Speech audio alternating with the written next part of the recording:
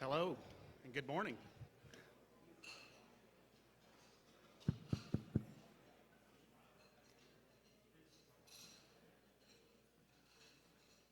Hello guys and ladies, welcome to our May membership meeting, which is our pretty special one for us. It's kind of in the meat of our year here, which kicks off our design series lectures. So we're glad to see you guys out after a busy holiday weekend. Woke up this morning and realized today wasn't actually Monday, so I'm glad to see you all guys here. So we have Eric Myers with us today, so looking forward to introducing him later with Elimi Architects. As we do with most of our meetings, we kick it off with recognition of our sponsors. If you're a corporate sponsor here today, would you please stand up so we can recognize you guys?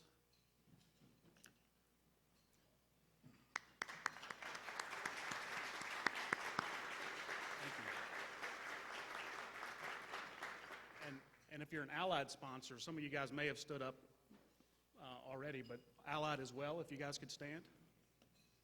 Thank you.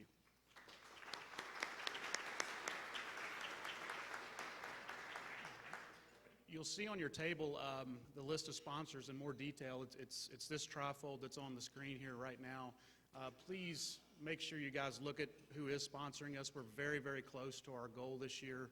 We still have a little ways to go to meet our budget so that we can, again, provide the membership with these programs and our services to you guys as members. So also, if you know of any vendors or potential sponsors, please ask them gently or push them abruptly to Pat and see if we can't get them to sign up and help be a part of our team here in our community.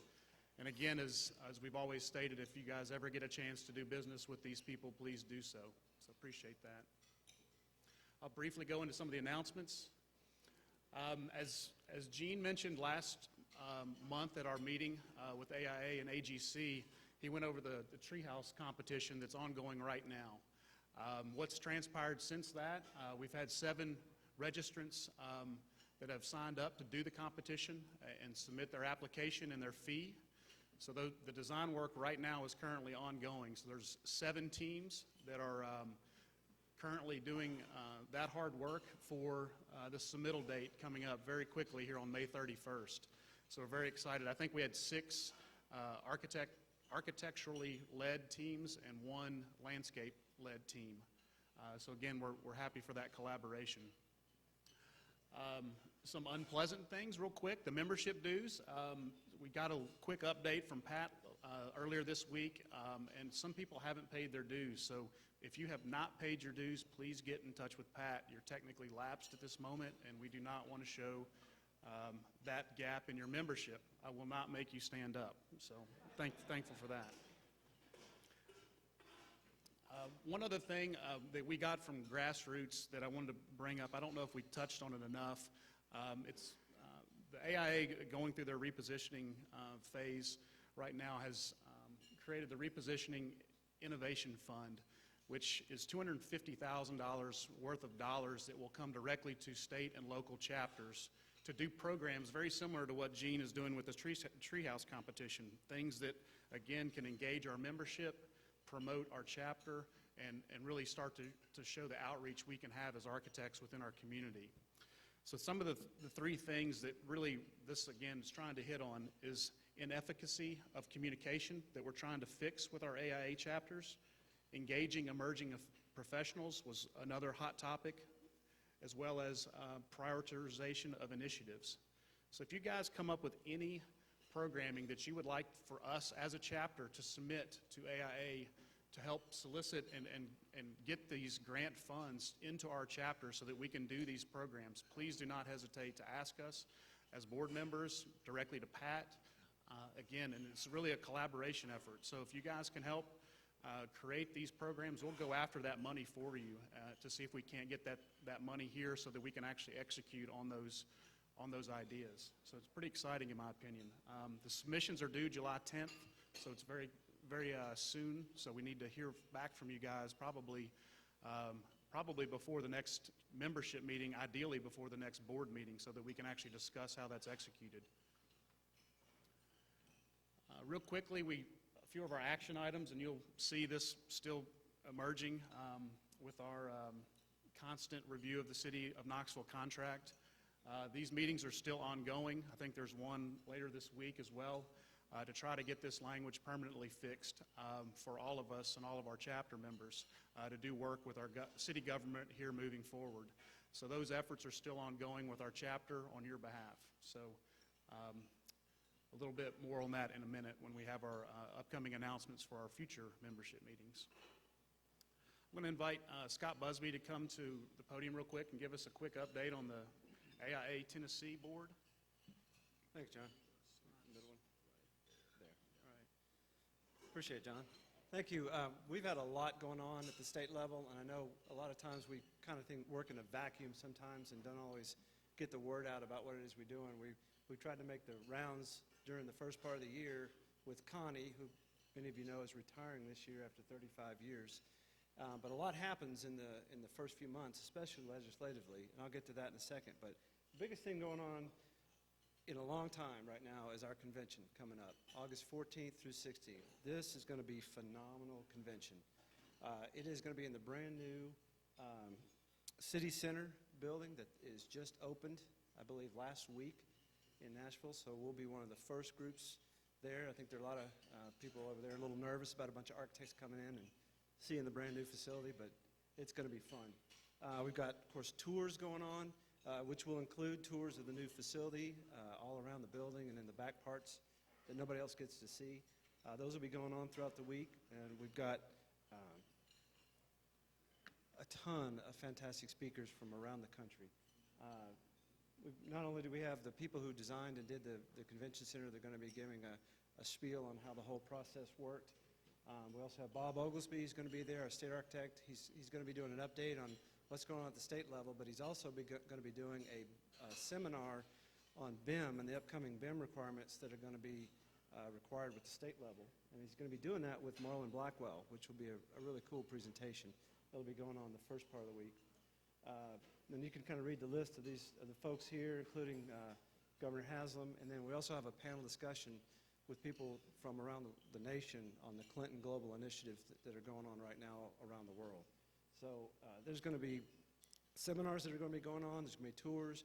We've got a huge, probably up to about 90 booths of vendors that are going to be going on. And if anybody would like to be a vendor, have a booth at this convention, please contact myself or John, and we'll get you in touch with the state level, Sheila at the state level, who's doing the coordination for that.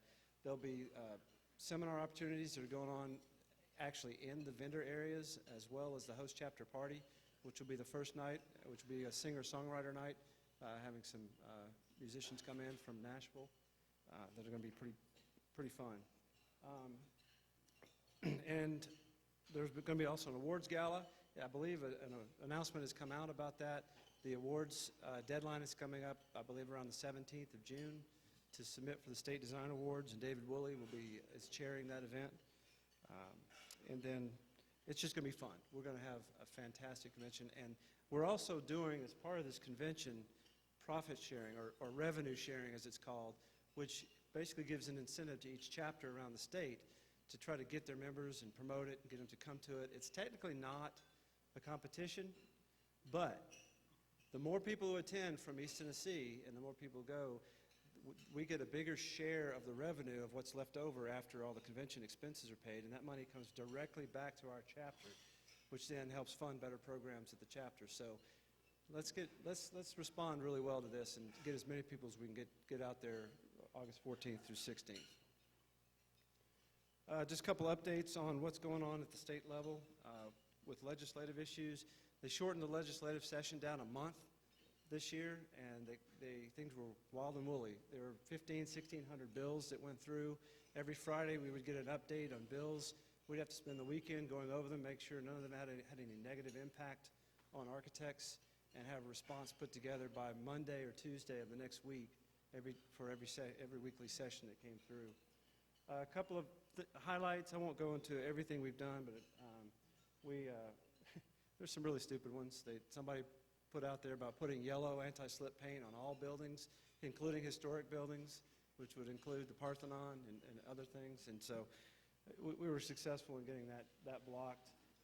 We also worked really hard to block and sort of stall at least a proposal to have developer-driven projects for state level, which would kind of take the architect a little bit out of the loop in a lot of the state work. So we were successful in having that slowed down, at least for this year. We've worked with the state fire marshal on some issues, especially in Memphis with seismic. And then one of the biggest things that we've done is there was a loophole in the system that allowed for state government agencies to fee bid, basically take the lowest bid. And so we've actually gotten a change to the codes to eliminate that or prevent that by requiring the government entities to, or prohibiting them from taking low bid fee and to do a quality-based selection. And it happens a lot at the local, smaller government entities, but it does happen. And so that, we're pretty proud of that happening this year. We're also working on a few things. We have conversations going on right now with the State Building Commission and the state architects to increase the state fee schedule across the board. We hope to have that resolved sometime in the next 4 to 5 months, I would say, knowing how slow they work. But we're also working with them right now in the drafts for the architect selection process and how that works, and the new contract documents that are going to be used with all the new state work that we hope to see, or will see, coming out in July with the new increase in the budgets. And we're also working with them to define the design-build methodology as another option for doing some work that doesn't necessarily involve architects, but more maintenance upgrades. So anyway, a lot going on. We do have positive notes that our membership statewide is up. We're already over our allowed budget for this year, and so that's a good news. That means architects are busier and are joining back with the ranks of AIA. And that's showing up locally. We have 16 volleyball teams this year for volleyball that starts tonight, so hope to see you guys out there. Thanks, Scott. And one thing, going back to what Scott mentioned about the fee bidding, I think it's the responsibility of the professionals to notify probably our board so that we can issue, I guess, that notification to the state level to start that process, because it is a formal complaint process that happens, as I understand it. And so please, if you guys see anything with your RFQs or RFPs that show up like bids, please let us know so we can act accordingly. The website update, I know you guys are sick of hearing about this one, but really right now we are so close, it's painful. I could show you the beta site, but there's a few loose hanging items left. We had to scrub about 400 slides, and what I mean by that is all of the archive slides that we had to go back and get and try to assemble to populate the website. It's quite a task, and hopefully the design process or design awards process moving forward, which our awards committee has met one time already and will be meeting very soon in the future. The way that the submittal process will work will hopefully fix that so that we can always update our website very easily. So I appreciate your patience. This again is the splash page on where we are. You'll see last year's winners again in this location with the slide and captions, as well as our gold and corporate level sponsors, and then a scrolling bar down here that starts to show all of our sponsors that, except for the allied levels. Their logos will be here, but their hot links will not. Sorry about the confusion. This also scrolls, so all of our corporate ones happen at that location too. The calendar is very easy to use, and we're hoping to send this hot link out as early as the end of the week. We've got a few loose hanging items, and we should be ready to go. So a few upcoming events. In preceding the state convention, obviously, is the AI National Convention, June 19th through the 22nd. I believe there's 6 East Tennessee connected folks that are going to be speaking at that. I think they're actually all UT alum, and actually a lot of them still reside in East Tennessee. So there are local representatives that are doing presentations at that national convention, so we're super proud of that. One of the other things that are coming up also is the Community Design Center's 11th annual fundraiser this year. Previously, you probably noticed the 100 block or the 500 block tour. This year, they're doing it at Market Square. We actually are we did choose to sponsor this at the board level, and in return for that, the Community Design Center has allowed us to do a drawing for 2 tickets to that event. I believe the ticket price on that's $50. So in my hand, I have 2 tickets, and in this basket, we have our cards. So I'm going to let Mr. Thurman turn around and finish eating his chicken right here and pull these out.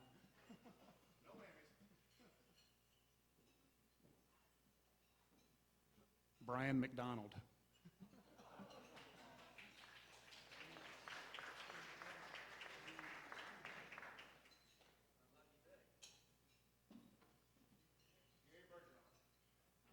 Gary Bergeron, come on up and get your tickets. You want to hand that? Redraw.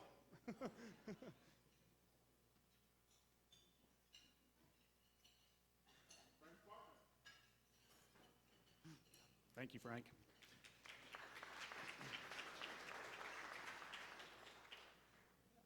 A couple of upcoming events before we get into our program speaker. The next membership meeting is June 25th. And we're going to have David Draper from Lewis King Creek Waldrop, also one of our corporate sponsors, to run that event as our speaker. He'll probably be touching on some of the ongoing items that we're doing and any of the other hot topics dealing with architects and the legal contract issues. So a little bit of housekeeping there, not a design series lecture, but certainly something that I think is very timely with what we're doing right now. And then a look ahead in July, we're going to get Moody Nolan from Nashville. They'll be here before our state convention, and they'll hopefully give us a little backstage or insider's look at how the convention center was built and how it was put together and really how that process worked. They joint ventured with 2 other firms on that and ran the construction administration process. And I think it'd be really interesting to hear how that went and also to get you guys excited about going to the state convention a few days ahead of that, or a few days after that in August. So again, we're looking forward to that. Yep. June 1st. And Scott just reminded me, June 1st, I think, will be the date we activate the state convention registration. Hotel registration's already open and vendor registration's open, but the actual registration for the programs, the sessions, and the tours will come out June 1st. So we're looking forward to that and get you guys really, again, excited to go to that event. Okay, without much further ado, I want to introduce a good friend of ours and colleague, Eric Myers, with Elimi Architects. Eric is a lead accredited practicing architect who owns a small, focused firm in Chattanooga, Tennessee, Elimi Architecture. Myers is a 1995 graduate of the University of Tennessee School of Architecture and former employee of Chattanooga's Urban Design Studio. Eric has been in private practice for 11 years, leading 2 firms, both focused on urban design, planning, and architecture. During this program, Eric will share his practice openly and candidly. He will outline his path to private practice, the struggle to acquire commissions, design with care, and receive payment. The stories you're going to hear are true. Only the names have been changed to protect the innocent. Myers will share the ups and downs of being a sole practitioner and insight into how his practice is changing to meet the client, community, and technology demands. Thank you, Eric, and welcome Eric Myers, AIA.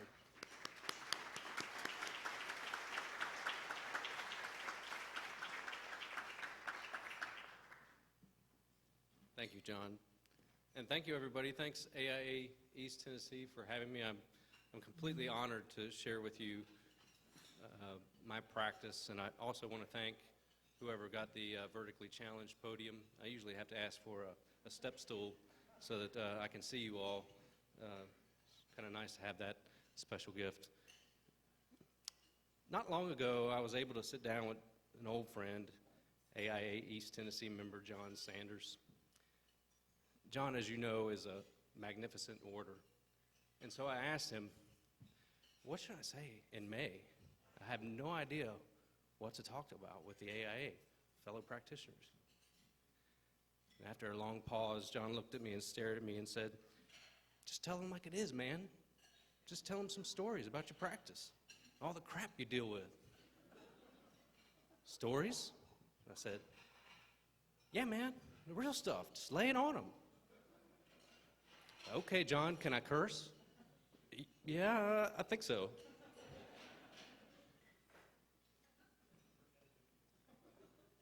And so it was there I finally sat down and had an opportunity to write what has been going on in my life for a while. I never have had this opportunity, and it's a magnificent chance to sit down and share some of these, what I call game-changing stories of my life. Things that led my path or led my career in one way or another. And several of you in this room have been a part of some of that. So a lot of this will come off as practicing the ups and downs of architecture, but simply stories about what I do. If you listen closely today, you'll hear something kind of similar to this. Behind every decision or opportunity, there's a human being. I submit that most of us in our profession don't recognize that and don't take full opportunity of that every day of their lives. If you remain passionate about your gift to the profession, the rest will follow. That is bullshit.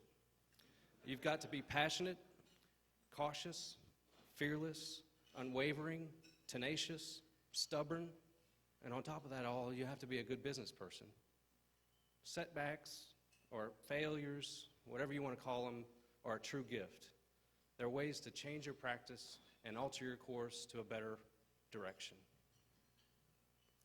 I turned 41 this past Sunday, and I have to think, what do I know at 41 to be able to talk to you all professionally about the way I practice? And so probably the best thing to do is what we would call maybe the origin of form. Let's talk about where I come from. I'm from around here, as a fellow said to me in Nashville, "You ain't from around here, are you?" When I said Lafayette Street. And he said, "We call that Lafayette."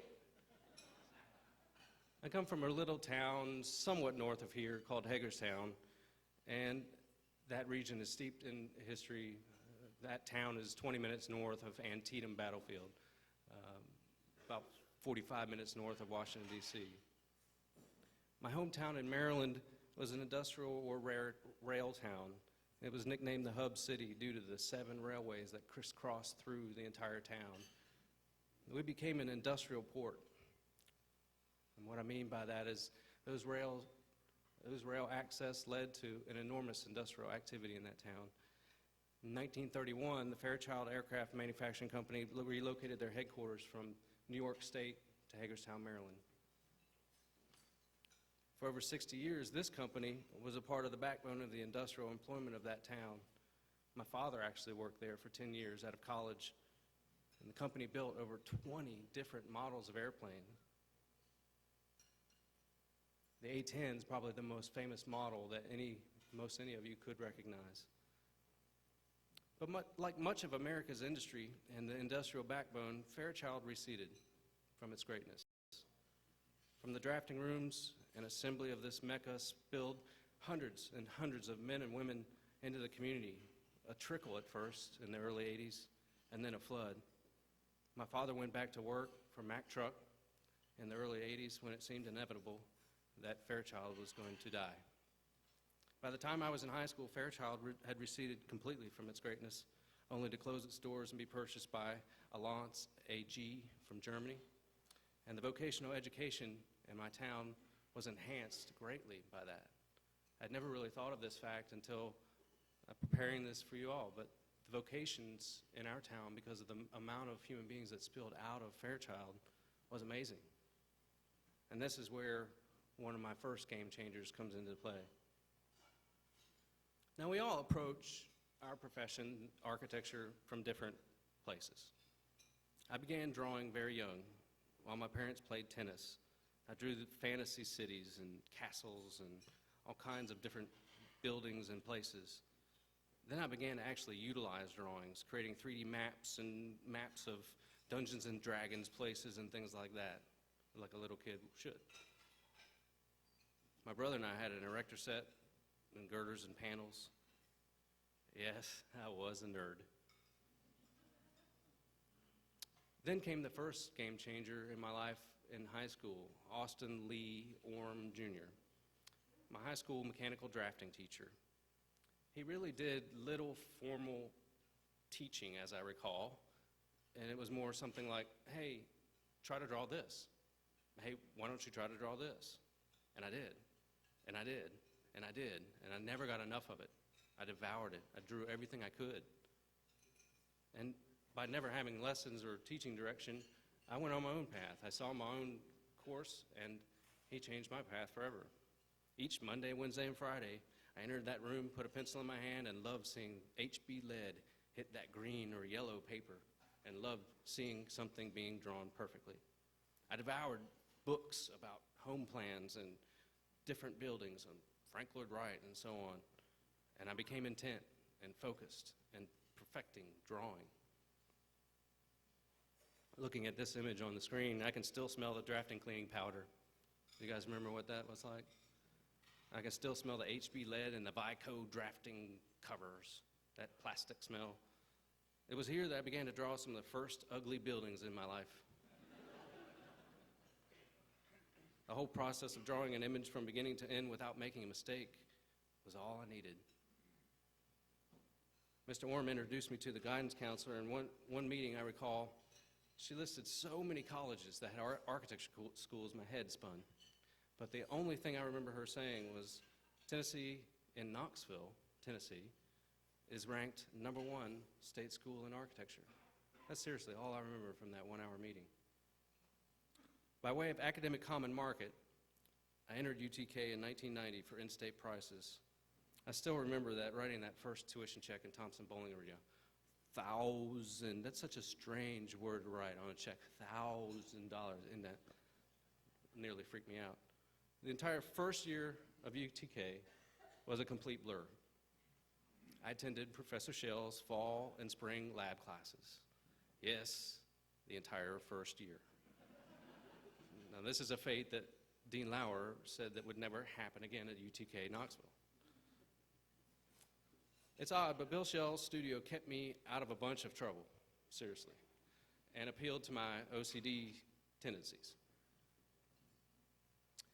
I escaped his studio with only a slight tick and some minor bruises and scrapes. I nearly cut my thumb off making this stupid model you see here, but a few years later, once again, economics came into my career. I could not afford to study abroad, the study abroad programs in Poland and Rome and so on and so forth. So I went to Chattanooga. In 1994, the Urban Design Studio was a buzzing place. I returned 2 summers back to back and drank that Kool-Aid and emerged a changed designer with deep passions for cities and deep passion for urban design. 1 year later, I graduated with these fine folks. You may know a few of them. The economy was in the crapper, and I sent about 200 resumes in these beautiful wooden boxes all over the country. And I really only got about 3 return replies. And one firm in Knoxville actually called me for an interview. I thought it was amazing. And so Danny Brewer, Lee Ingram, and Anthony Fuller made me an offer, and I dove in. 1 year later, I followed a girl in Nashville. In 1998, I was interning at a small, young, energetic firm in Nashville, working from 6 a.m. to about 1 in the morning, every single day of my life, doing nothing but drawing again. I slept under my desk again, and I couldn't get enough of it. We were doing in at Opryland in $4 million luxury homes. This home was built for the man that invented the dialysis machine. One morning, blurry-eyed, at 7 in the morning, the phone rang, and our office manager, Mitzi, said, "Hey, Eric, the phone is for you. It's someone from Chattanooga." I picked up the phone, and on the other end, I hear, "Eric, what are you doing?" I said, "Who's this?" "Well, it's Stroud. What are you doing?" "I'm busy. What are you doing?" "Well, I'm very busy." Well, without much hesitation, I packed my stuff in a box and returned to Chattanooga, leaving that girl in Nashville. I landed at the Urban Design Studio again, this time as an employee of the River City Company, to work with this guy. I again poured all that I had into this, working with developers to improve the quality of their buildings, working with the city to improve the public realm, streetscapes. I began to work so closely with Public Works that we became sort of their programming and pre-design entity. We tested streetscapes. I helped them envision miles of streetscapes in downtown. And Mayor Kinsey supported the intentions fully and funded most of what you see here. The drawing at the bottom was 1 to 10 scale, and this drawing was 10 feet long. I must interject a Stroud story here. How many of y'all know Stroud Watson? Perfect. So during this time period, late one Friday afternoon in May, not unlike this, it was beautiful outside, and I was in the office drawing. It was about 4:30 in the afternoon, Friday again. And Stroud and I sat side by side in studio with only an aisle between us, and he was standing there over top of my desk, and I looked up, and he said, "What are you doing?" I said, "I'm drawing." "What are you doing?" I said, "What are you doing in here? It's beautiful outside. Load it up. We're going in the car. We're going to go get in the boat." Now, I had helped him with this boat that he had. Several times we pulled it up from Cartersville when he got a new bottom put on it. We pulled it up from Cartersville when he got an engine in it, but I'd never been in it in the water. We put that boat in the water at Browns Ferry and went screaming down the Tennessee River. I really don't know how fast we were going, but we were screaming. And he reached behind the seat and he pulled out 2 cold Heinekens. The frost was coming off of them. It was the most beautiful thing. He said, "Open these." And I said, "I don't have an opener." "Use your key, I will open it." So here we were, 2 shirtless guys flying down the Tennessee River with beers. And we enter the area where the bridges are, and we fly under the Market Street Bridge. We fly under the Walnut Street Bridge, and anybody that's been to Chattanooga knows that Walnut Street Bridge on a day like this is jammed with people. And there were people all over the bridge just waving at us. I mean, it looked like a line of people just waving at us. And he looked over at me and said, "My God, they must think we're movie stars." And I thought to myself, yeah, kind of like on Golden Pond or something. So needless to say, our hard work and our play really paid off, and we began to light a fire in a city that was completely ripe with a working together spirit. The studio was a steady stream of developers and city officials and state officials. Mayor Bob Corker took what was a stream and turned it into an absolute flood. He said he felt that it was time to take our city and think big and throw deep and hit the ball really hard. In a few short months, the Urban Design Studio was leading enormous public charrettes where we would get 500 people, 500 participants from our community, envisioning what our city could be, what our waterfront could be. River City matched a city grant, and we hired the landscape firm Hargreaves and Associates, and they began to master plan the remaining south and north shores of the Tennessee River at downtown. In less than 1 year, we had a master plan and construction documents for over $120 million worth of construction and 129 acres of riverfront improvements. As the first contracts were let for construction on the waterfront, I realized that if there were ever a time to form my own firm, it was now. I had to do it. I had to make this opportunity that I was given available to somebody else as well. During that time, the love of my life ultimately moved to Chattanooga, and we were married. The time that I spent in the studio was really unimaginable. It was moving in so many ways, and the things that I learned were immeasurable. Needless to say, leaving was, as the really cliche saying goes, bittersweet. So with a heavy heart and 2 small projects, I left the Urban Design Studio. A good friend of mine and I began a firm called Polis Studio in 2002. We did some really good work in that practice. Whiteside Park, an urban park in a downtrodden neighborhood on M.L. King Boulevard that reinterpreted the Big Nine and the blues in Chattanooga. South Chickamauga Greenway Master Plan, a riparian corridor protection device that actually connects most of our city. We worked on the waterfront pier, designing the light masts, 17th Street townhomes, Parkside brownstones, lofts on Main, and so much more, but it felt very one-sided to me. My health was suffering immensely from stress, and what I felt like I was doing was supporting everybody in that office, including my partner. He had a passion for importing beer and a scrapbook hobby for architecture as far as I saw. And after pleading with him for a year for things to change, for him to get more invested in the firm, it got worse. I was bringing in 100% of the work, and he was never to be found. I told him I planned to slowly extract myself from Polis in 2006 and form my own firm. Let's just say he didn't take that well. Locked me out of the office, placed my belongings in a hallway, as he put it, and 5 years of my life seemingly disappeared. You know, I've not spoken to one another since that day in August in 2006, and it caused a few weeks kind of like Jerry Maguire on my phone. Yes, I'm well. I hope you are too. Right. Locked out. Yes, locked out. I'm so sorry. I can't help with your project right now. I've tried to do this better than this, but I'm just calling to tell you I'm not going to be available to help with your project. Sorry. Click. So many calls like that, I can't even tell you. Hard things to do. Our first child was born 1 month later, and a different type of sleep deprivation kicked in. And I realized I wasn't financially supporting someone that bothered me the most about my former partner. He was 50% in it, you know, not there. And I had always been in it to do it right. I mean, his heart wasn't in it.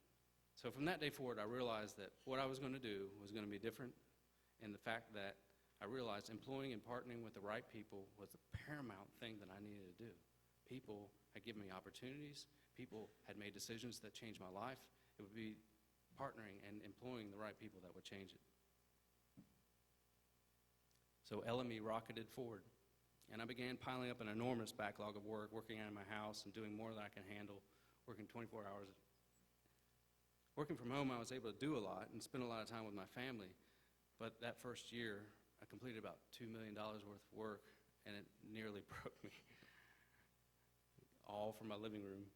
I think it nearly broke my wife, too. So in a short period of time, we were working on projects like this, Needlov's Breadworks, a common, utilitarian, very straightforward bread company. We researched him. We really sought about what he did in bread, what he made every day, and what his process was. Ignis Glass Studio did the same thing. I filmed this guy blowing glass so I could understand what his process was like. Terminal Brewhouse was our first design build project. Anybody of you that have done those, you'll probably share this experience with me. It was an exercise of get her done quicker. We could not finish the design quickly enough for the owner, developer, contractor, Eastman Construction. Never mind that the roof was caving in and it was completely in the basement, and the brick walls were bending inward on one another and about to cave in.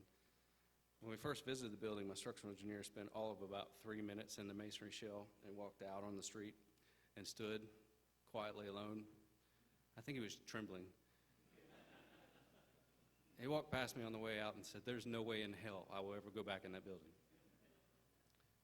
Nevertheless, I said, I never received stabilization drawings so quickly from a structural engineer. Seriously, it took about 2 weeks.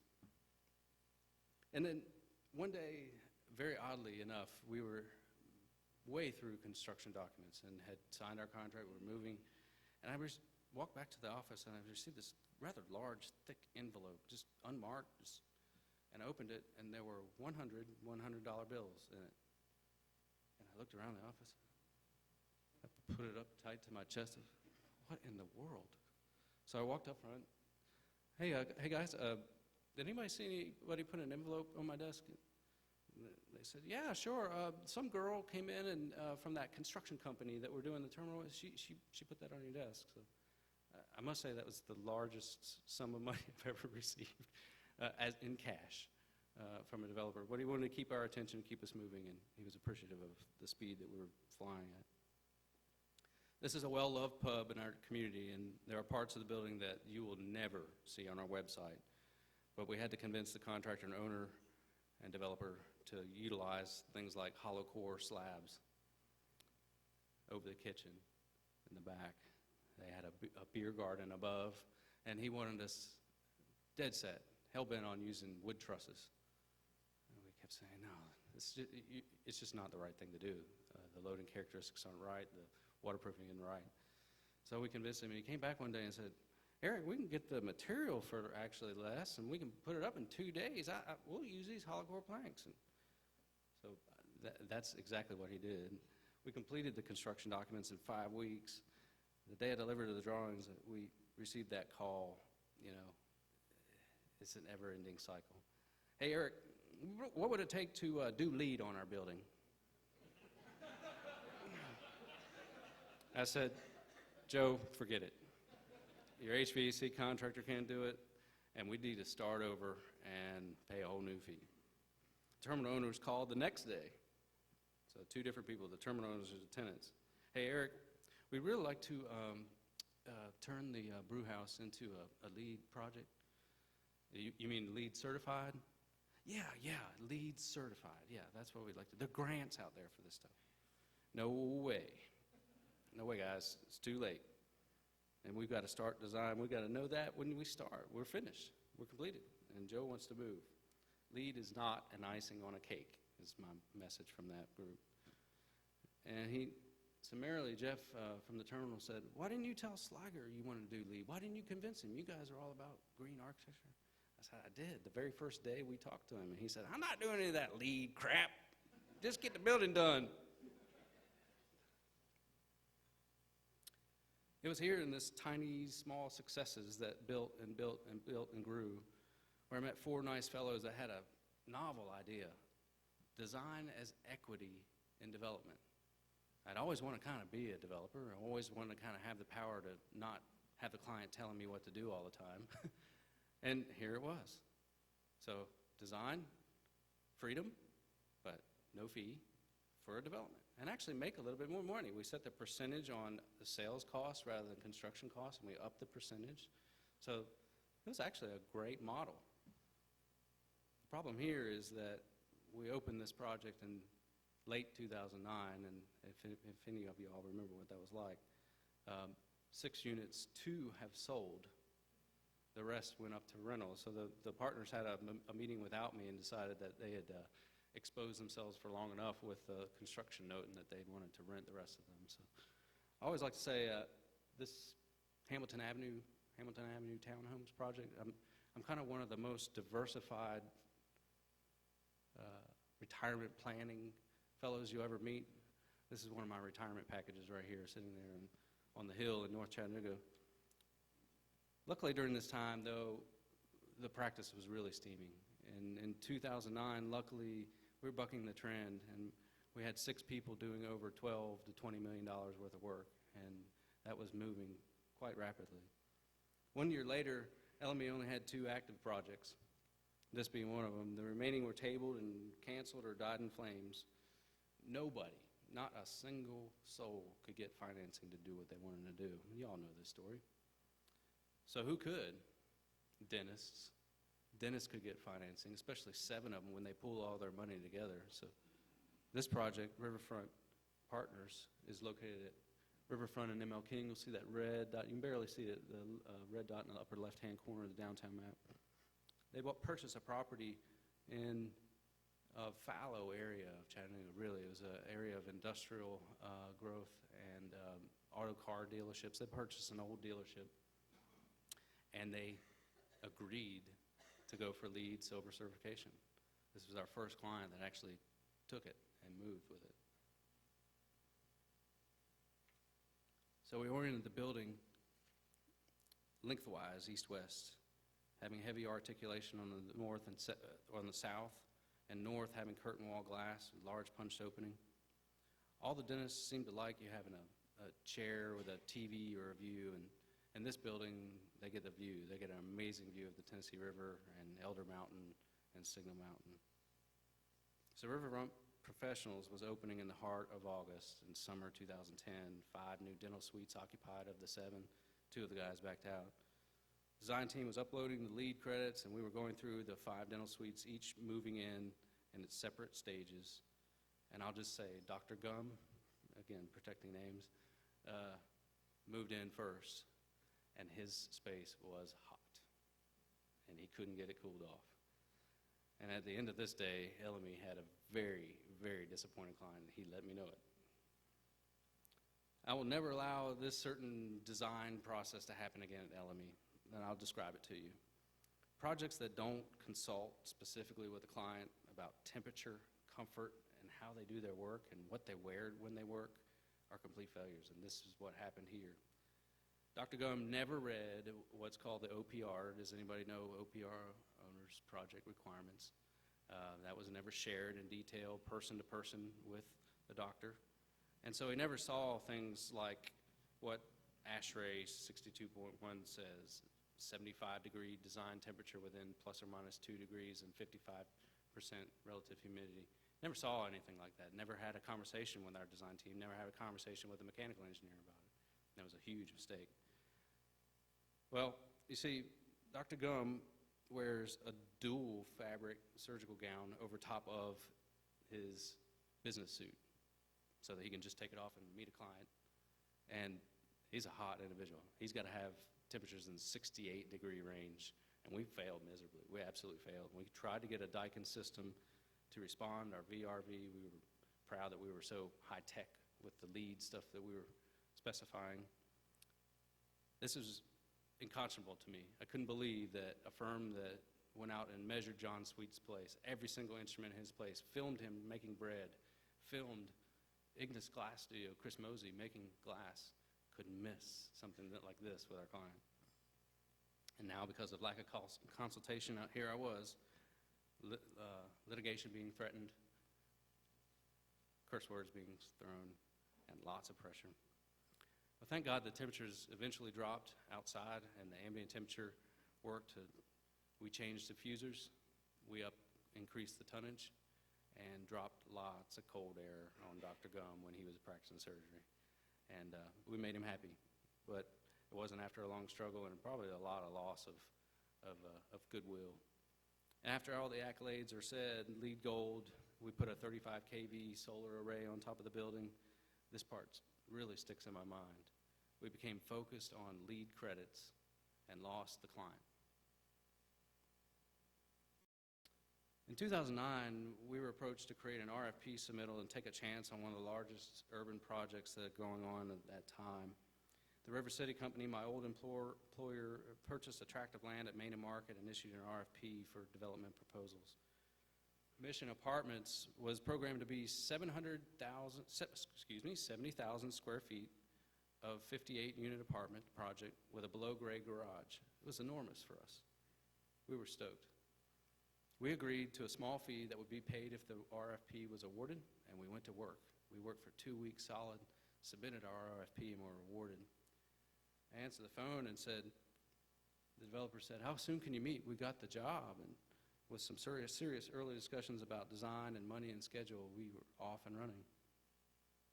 Design had literally taken, since 2 months of beginning, 3 enormous iterative moves in schematic design. And developers were excited. We're expecting that the RFP documents would equal money off their full fee as we continued to move on. We still didn't have a signed contract. We were still working and negotiating and working and negotiating. I launched ahead of a signed contract. I was adamant that the work we did in programming pre-design and therefore for the RFP was not part of the basic services that we were providing at this point. I was adamant that the center of the 3 would go with the low fee, and I was adamant that we kept on working. River City told the developer to go find somebody else, so the developer went and asked for 2 other fees, and ultimately finally chose us, and we began haggling over a B101 contract.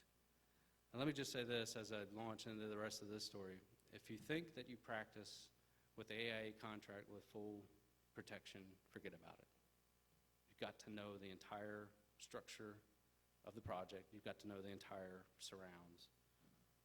We redid this contract. We changed it for HUD to a B181. We redid this contract 5 times for HUD with the same language that I offered when they told me they have half of the design fee up front in hand. I said, well, I'm not a developer. I can't offer you the rest of the half as risk. I can offer you a staggered sort of payment schedule if you want. I can move our 50% and then construction documents out to 120 days or something like that if you want to do that. But we inked that. We inked exactly what I said. Staggered, 50% it's 30 days, the remaining 50% it's 120 days, and we continued to move. Midway through design development, we received this drawing. I always love what Frank Gehry says. Frank Gehry says, I don't understand why clients hire architects and tell them what to do. And to me, that's just absolutely deflated. After receiving this drawing, we all looked at one another in the office and said, do we continue this? Do we continue to work through this? But client is drawing, and it just doesn't seem to end, and HUD is breathing down our neck. So nevertheless, it was clear that given the both sides of the project, we had to move quickly, we had to finish this project quickly, and we had to continue to design efficiently. 6 months into the CD process and completed signatures, I received a design approval note from HUD here in Knoxville. We actually got an approval 6 months after submitting. Boy, I was ready to go. I was ready to receive a check from somebody, whether it be HUD or the client. And I heard the closing was imminent. Meanwhile, we began assessing penalties and interest on $180,000 worth of fees because they were overdue. And quite frankly, I just gave up on the entire HUD process. In the process, HUD nationally decided that they weren't going to do urban development. They're not going to do multifamily accelerated with any commercial in the project whatsoever. Now, the reasoning is incredible, and I understand why. It's because of foreclosure rates in all the commercial properties all over the country, but this project was a failure because of that. And the situation we discussed with the developer continued. We continued to talk about the situation that we were in. And essentially, what they said was that with 6 months to ride, we needed to take this to Washington, D.C. We contacted senators. We took the project to Washington, D.C. We said, we were in the pipeline to go. You can't turn us off. We were in the pipeline to go. We actually had reviews and approved. You've got to let this project go. And we heard from the president and the president of HUD and multifamily process in Washington, D.C. that it was an official absolute no. And I remember getting that letter thinking, boy, this is not going to be good. And so 2 days later, I met with the developer and said, all right, boys, are you going to go to private banks, or what's going to happen here? And they said, well, there's no private lending available for this. That was the only channel that we had. I'm sorry, Eric. And I said, does that mean we don't get paid? Yeah, it does. And so we had a contract. We signed this contract 5 times, guys. We inked that same language 5 times. Sorry. About 2 days after that meeting, they dissolved that company. It was a shell company. Remember, I said that River City Company owned this land, and they were going to own it until the construction documents were finished. They didn't own land. They didn't own anything. They had a shell company for development called Mission Partners, and they had dissolved it. There was nothing. Contacted my lawyer, and he said, buddy, just write this one off. And so there's my Ivy League tuition for the Mission on Maine. Somewhere about the time that the last flip-off emails were flying around between myself and those developers, a local doctor practicing alternative medicine called, and they asked us to interview on a project. And I'd known that they were looking around the South Side for years, and the Center for Integrated Medicine, the Center Med Spa are entirely different businesses that practice together, and they're tangled right now physically and financially. The client sought a physical solution to the building, pulling those two entities apart and having a building that was more indicative of what they do, healing and mind and body and spirit. We were invited to be one of 3 who interviewed on the job, and in 2 weeks I waited. That was 3 weeks. I waited 2 weeks to return the call. I returned the call, and she said, we only have 1 slot open. It's Friday. You still want to do that? And I said, sure, I'd like to do that. In 2 days, we assembled a haphazard set of images and a tiny slice of design and went to the interview. And I was really in a bad mood. I was deflated going into this interview. I mean, we were up against the largest firm in town and an architecture firm that they had been working with for the past 2 years. So I had no high hopes, let's just say that. We gritted our teeth, we hammered out this not-so-artsy-fartsy kind of presentation, just looked it out, figured that if it was loose enough, we could just talk about their project and be very, very relaxed about it. Presentation was short but sweet, to say the least, and outlined what we do for them. That was it. What we do for them, what we've done for our past clients, and what we do for them. It really wasn't a presentation of, here's our last medical project, here's our last medical project, look at this one, this is another medical project. Did I say medical again? It wasn't that. It was people working together, making design. We talked about these things and design diagrams, and we talked about their building and how it might situate on their site. And I really felt like I did terrible. I mean, they didn't really talk to me that much. And so later that day, I got in the car, and it was Labor Day weekend, and headed on I-72 to Memphis with my family, and my cell phone rang, and I pressed it. On the other end, it was the Jumps, and they said, Eric, we want to meet with you on Tuesday. We'd like to hire you for the Center for Integrated Medicine. And I nearly cried. I hung up the phone, and my wife was driving, and I looked over, and she said, what, honey? I said, we got the fucking job. And she said, what? I said, that job interview for today. She said, no way. You got that job? I said, yeah. So anyway, needless to say, we made it to Memphis on cloud nine. It was an unbelievable weekend. Now, given the recent failure that I just had on the mission, and some of the failures that I had with the dental office building, Riverfront Professionals, there was no way we're going to miss anything due to stylistic expectations or do iterative design loops within the design process, eating up our fee, killing time, killing the client in the process. So what I came up with was a cross between urban planner Tony Nilsson's visual preference survey and something that I did with the Make Work grant, where we had to interview 150 artists and decide who of those 150 people got a pool of money about $100,000. So that process would assess clients' visual perception about what they see and actively engage them and offer their opinion about design. So during programming, we also had to accomplish the basics. We looked at their study, we looked at their facility, we made programming worksheets, and we analyzed the space utilization in the current practice. Additionally, though, we set up 30 slides of various office buildings from around the world. We purposely selected a wide range of styles to test where they saw their visual literacy. We asked the client to rank each one of those images in 30 seconds. Each slide popped up, 30 seconds. The reason being is that your gut image is probably, your gut impression is probably the most rational, especially when you're not used to designing buildings every day. So they had to rank those images with a 1 to 5 and not using a number 3. They either had to really like it or they had to really hate it. And they came up with these 4 images. And that gave us a place to start. I'm not saying that we copy any one of these buildings. I'm saying that we say, why in the world do you like this? What is it about this that you like? So that we don't have to figure this crap out in schematic design, right? And eat fee and strangle one another over understanding what a 2D or a 3D document looks like. They can see pictures and understand what that looks like. It's a little bit different process than when a house client brings in 30 magazine articles. It's a little bit more controlled and set forward and deliberate, right?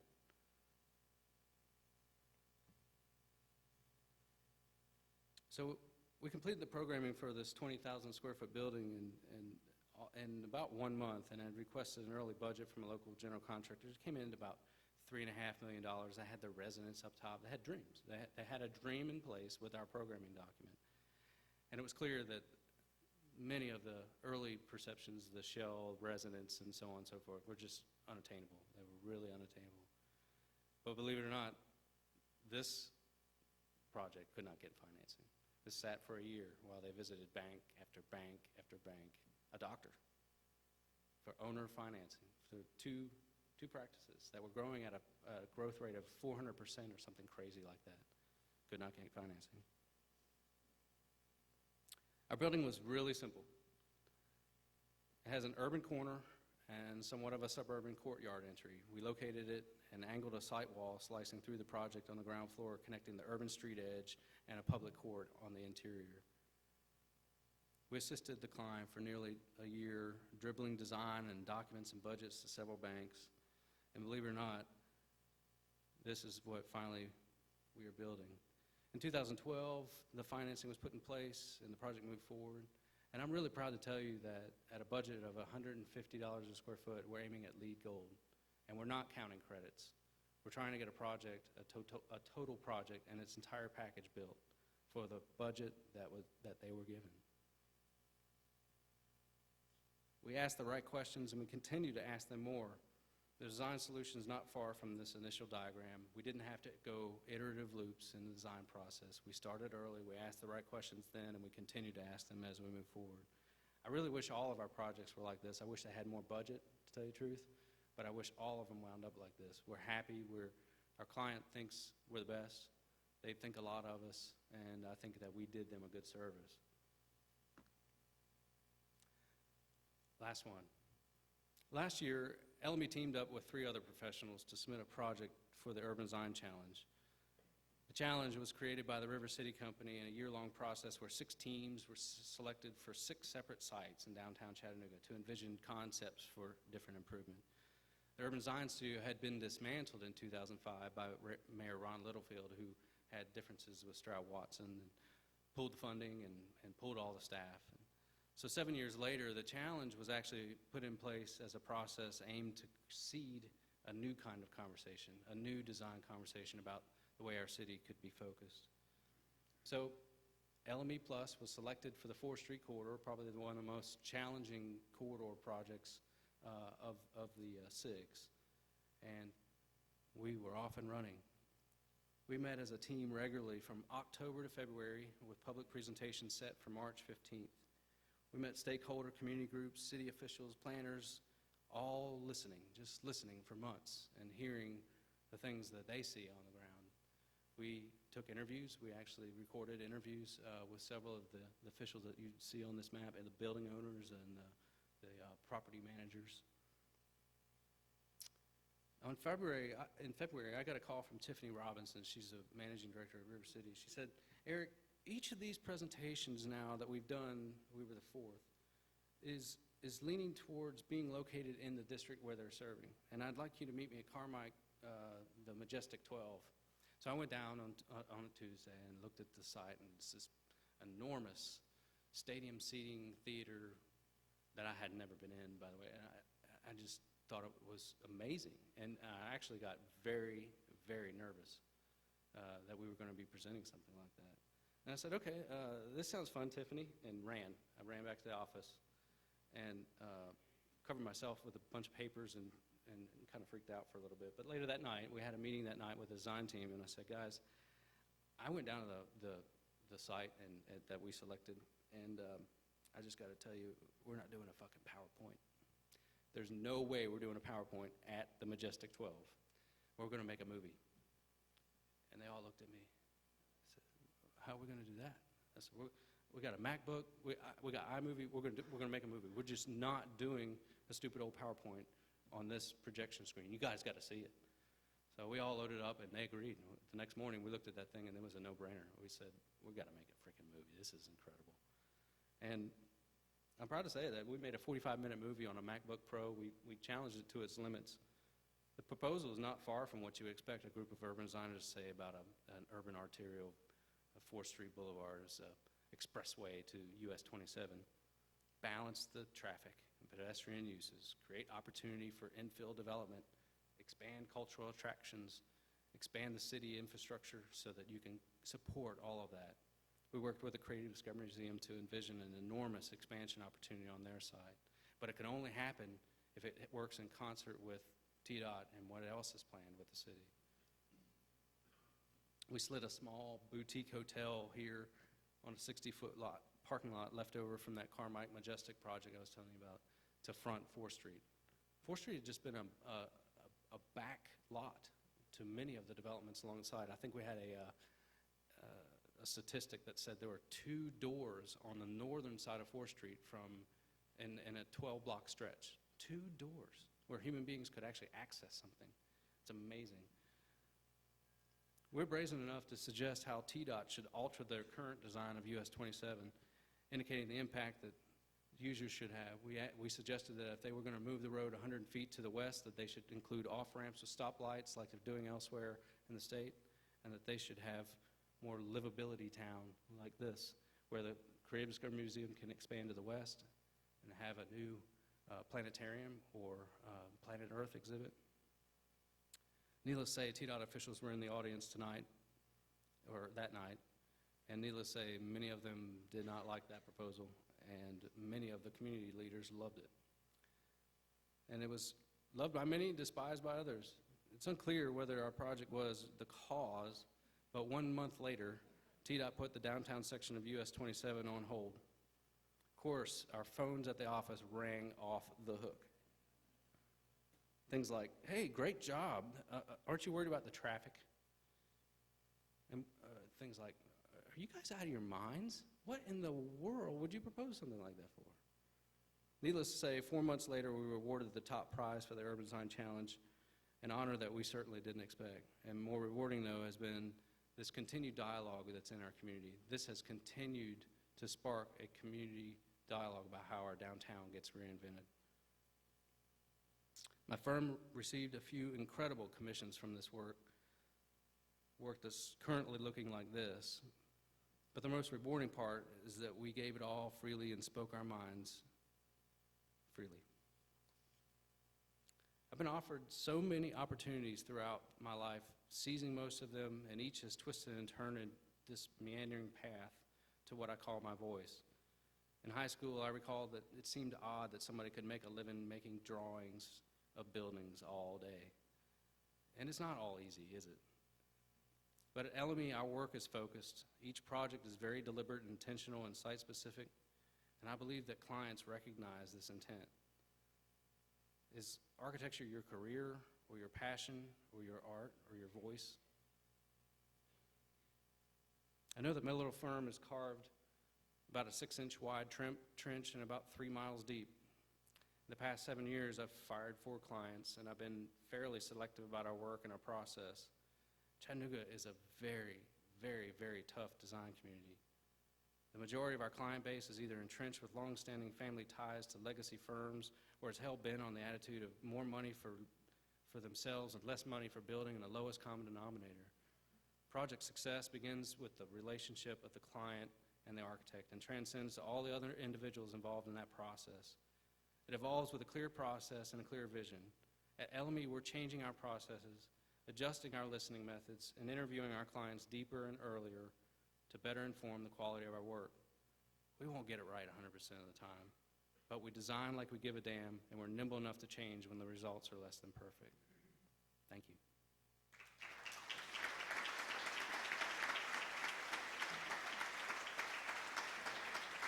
Let's see if they want to ask any questions on what's good. Well, thank you, Eric, very much for that. Do you guys have any questions? I know we're running late a little bit here, but if there's any questions, feel free to ask them. We'd love to have a little dialogue with Eric while he's here with us today. If not, we really appreciate you guys coming today, and hope you guys have been inspired as I have. So, again, really appreciate that. But if there's any questions, please don't hesitate to raise your hands quick. No? All right, one more round of applause. Thank you. We're done. No, you're 4 minutes. Thank you. Thank you, guys. We'll see you next month.